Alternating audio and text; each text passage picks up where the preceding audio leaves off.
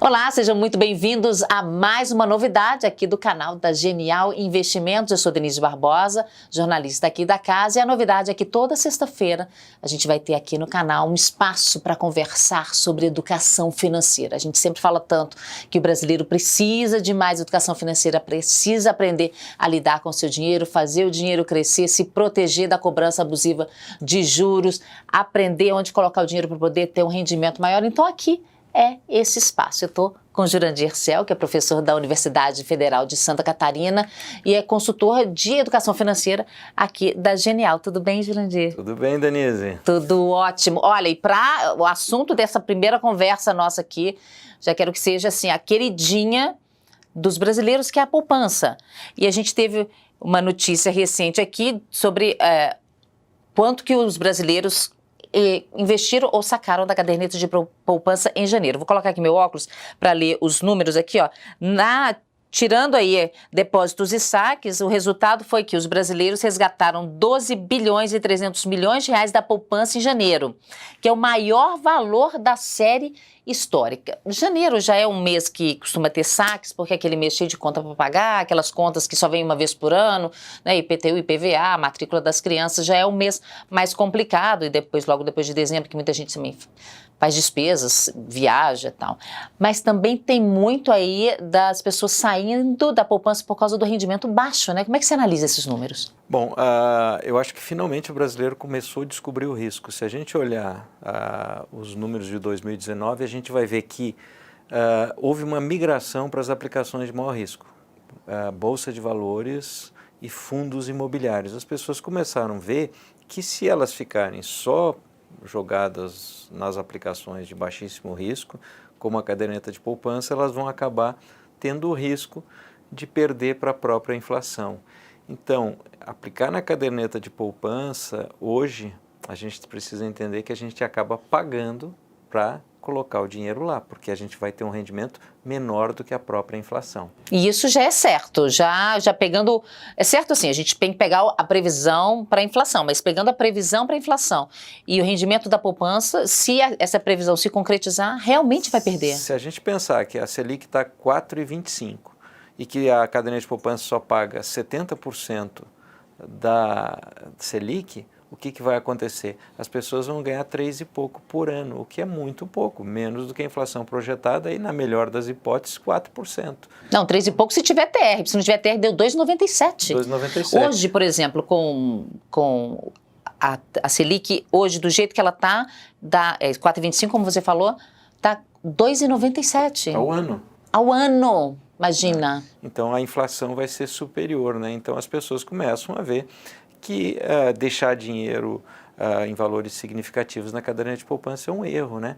Antigamente era publicado o número de cadernetas de poupança com valores que superavam 100 mil até 1 milhão. Tinham muitas cadernetas de poupança com mais de 1 milhão. Isso é realmente uma loucura, né, que acontece. Mas será que tem isso ainda? Eu não sei porque eles pararam de divulgar esse dado, né? É uma pena, porque senão a gente saberia até, mas eu acredito que sim, tem muitas pessoas com valores muito significativos na caderneta de poupança.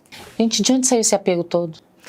Bom, a gente precisa entender que a caderneta de poupança, ela tem aí 170 anos, ela faz parte da história de muitas pessoas, tem muita gente que ainda guarda lá a sua primeira cadernetinha de poupança. E a caderneta de poupança não é um investimento horrível. Para muitas pessoas faz sentido, pessoas que não têm acesso à internet, pessoas com baixa cultura, enfim, que têm dificuldade, muitos brasileiros em muitos rincões do Brasil, a caderneta de poupança ainda é um instrumento que essas pessoas podem utilizar. Agora, quem está nos vendo aqui na internet é porque já tem um domínio da internet, então não faz mais sentido deixar na caderneta de poupança perdendo dinheiro, né? Mas agora tem uma coisa estranha, assim, eu vejo pelos meus amigos, assim, que eu tento convencê-los, são profissionais liberais, gente com curso superior, mas parece que é difícil pensar no dinheiro, né? Parece que a pessoa não quer evitar aquele assunto. Não, tá tudo bem, tá tudo certo, deixa lá do jeito que tá. Parece que é difícil pensar, né? As pessoas evitam.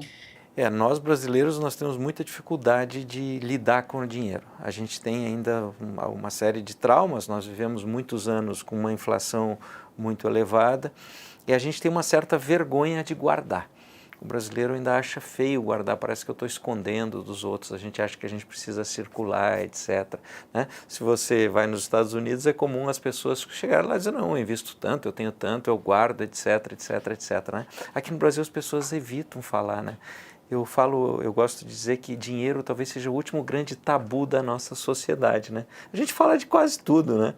Mas de dinheiro sempre é uma coisa que espanta as pessoas, né? Elas ficam com vergonha de falar, etc, né? Ainda causa constrangimento para a gente precisa quebrar isso. Pois é, acho que também algumas pessoas podem achar, fica com vergonha, parece que está ostentando.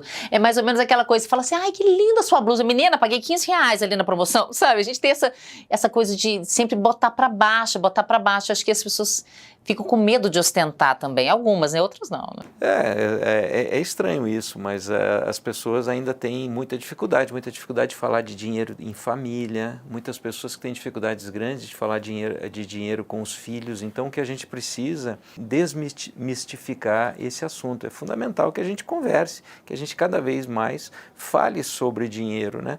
Não sobre uma perspectiva de você acumular muito, de você guardar muito, mas educação financeira não é para você guardar dinheiro. Educação financeira é para você fazer boas escolhas, escolhas que melhorem a tua vida. Fazer reflexões e você pensar em boas escolhas. E a caderneta de poupança e os investimentos de baixo risco, eles são muito importantes para que a gente tenha aquilo que a gente chama de reserva de imprevistos, né? Que são aqueles gastos que ocorrem quando a gente não espera. Pode ser um problema, uma doença, um carro que a gente bate, um carro que estraga, mas até uma coisa boa. Por exemplo, uma amiga que te convida para ser madrinha de casamento. Lá vem um imprevisto, você precisa gastar. Se a gente não tem uma reserva em aplicações de elevada liquidez, e a caderneta de poupança é essa reserva para as pessoas mais simples do Brasil, o que acontece? A gente acaba caindo nas dívidas muito caras, como por exemplo o cheque especial, o cartão de crédito, e aí isso acaba virando uma bola de neve. Então isso é importante que a gente aprenda a ter esta reserva de imprevistos, né? Agora, as pessoas que estão lá inseguras de sair da poupança, você acha que elas estão com dificuldade ou com preguiça de aprender coisas novas, ou elas têm medo, ou estão apegadas naquela segurança que elas conhecem da poupança? O que será que está impedindo essas pessoas de darem esse passo? Eu acho que é o medo e a preguiça. Eu acho que muita gente tem preguiça, né? Tem preguiça de olhar, cuidar dos seus investimentos, né? Tem um certo traço cultural de que faz com que as pessoas não olhem quanto que eu estou perdendo, quanto que eu estou ganhando, né? Elas têm essa preguiça. Então as pessoas precisam olhar. Quem está aqui conhece a internet, certo? Pô, ao menos aplique em Tesouro Selic ou um fundo DI. Isso é importante porque vai render mais, né? Se você pegar um fundo DI, não os fundos que são oferecidos nas redes de bancos, que às vezes cobram taxa de administração muito elevada, que fazem com que o fundo DI renda quase a mesma coisa que a poupança, né? Mas que as pessoas aprendam a procurar os investimentos de maior qualidade, perdendo esse medo, certo? Tem muita gente que fala da reserva de imprevistos, esse dinheiro que deve estar nas aplicações de baixa liquidez. Então eu já vi gente, tem que ser 12 meses, tem que ser 9 meses, tem que ser 6 meses, né? Claro, era simples fazer isso quando a Selic era 14%, 12%, você deixava uma quantidade grande. Agora, hoje, a gente precisa entender que ao fazer essa reserva de imprevistos, a gente está pagando para fazer. Ela é importante. Portanto, 3 vezes os nossos gastos mensais já é suficiente. Mas por que está pagando para fazer? Porque, veja, se eu estou ganhando 2,95 na caderneta de poupança. 97, é. E você vai ter 4%, 4,5% de inflação. Mas a reserva de emergência não precisa estar em poupança, ué? Não precisa estar na poupança. Se ela tiver em Tesouro Selic, você já não perde. Na verdade, se você olhar o Tesouro Selic, se você for ver o Tesouro Selic, também vai estar perdendo para a inflação, porque a gente tem 4,25%, mas a gente tem ainda o imposto de renda, que pode chegar a 22%, e tem ainda a taxa alta da CBLC de 0,25% ao ano. Se a gente for ver no final das contas, a gente vai também estar acabando perdendo para a inflação. Então não tem nenhum investimento que possa estar a reserva de emergência que não perca para a inflação? Infelizmente não. A gente chegou num ponto, né, em que a reserva de emergência tem um custo.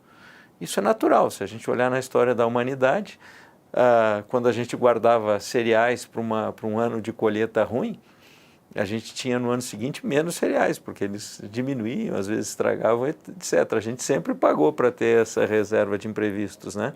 Então tem um custo ter essa reserva de imprevistos, mas a reserva de imprevistos não precisa render muito, ela precisa evitar que eu entre nas dívidas muito caras, como por exemplo, cheque especial, cartão de crédito. Veja que se eu ficar uma semana devendo lá, eu vou ter um custo muito mais alto do que o rendimento que eu tinha que ter em outra aplicação. Então o importante é ter essa reserva de imprevistos para evitar que você caia em dívidas caras, não é? Então a gente tem que pagar esse preço. Veja como mudou o Brasil, né? É isso aí. Obrigada, viu, Jurandir? Tá bom, obrigado, Denise. Olha, a você, muito obrigada. Deixe seu like, se inscreva aqui no canal e olha, semana que vem tem mais. Um beijo e até a próxima.